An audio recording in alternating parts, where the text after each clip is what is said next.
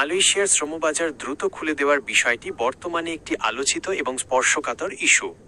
সম্প্রতি মার্চ 2026 এ নিয়ে বেশ কিছু গুরুত্বপূর্ণ অগ্রগতি এবং দাবি সরকারের সামনে এসেছে।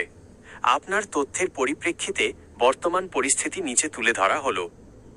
সর্বশেষ অগ্রগতি ও বাজার খোলার প্রস্তুতি। দীর্ঘদিন বন্ধ থাকার পর মালয়েশিয়ার শ্রমবাজার আবার বাংলাদেশি কর্মীদের জন্য উন্মুক্ত হতে শুরু করেছে।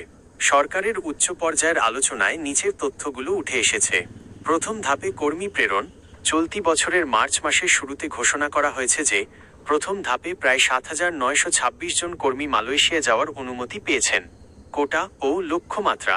প্রবাসী কল্যাণ উপদেষ্টা আসিফ নজরুল জানিয়েছেন, 2026 সালে মালয়েশিয়া বাংলাদেশ থেকে প্রায় 30,000 থেকে 40,000 কর্মী নিতে পারে। পরবর্তীতে এই সংখ্যা 1 লাখ থেকে 1.5 লাখে উন্নীত করার সম্ভাবনা নিয়ে আলোচনা চলছে। ভিসা জটিলতা নিরসন। মালয়েশিয়া সরকার বাংলাদেশি কর্মীদের জন্য সিঙ্গেল এন্ট্রি ভিসার পরিবর্তে মাল্টিপল এন্ট্রি ভিসা দেওয়ার বিষয়ে সম্মত হয়েছে। 2. কেন এই দাবির গুরুত্ব বাড়ছে? বিগত সময়ে সিন্ডিকেট এবং নানা অনিয়মের কারণে মালয়েশিয়া তাদের শ্রমবাজার বন্ধ করে দিয়েছিল।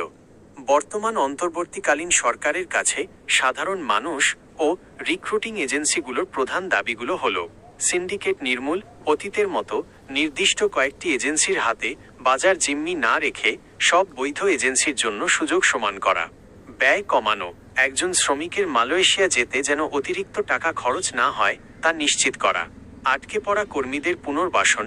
2024 সালের মে মাসের ডেডলাইনের আগে যারা ভিসা পেয়েও যেতে পারেননি, প্রায় 30,000 কর্মী, তাদের দ্রুত পাঠানোর ব্যবস্থা করা। 3. বর্তমান চ্যালেঞ্জসমূহ।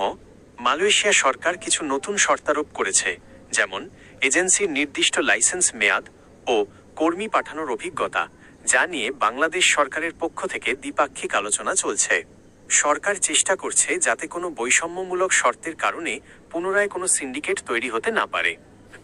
আপনি কি মালয়েশিয়া যাওয়ার প্রক্রিয়া বা নির্দিষ্ট কোনো এজেন্সির শর্তাবলী সম্পর্কে আরও বিস্তারিত জানতে চান?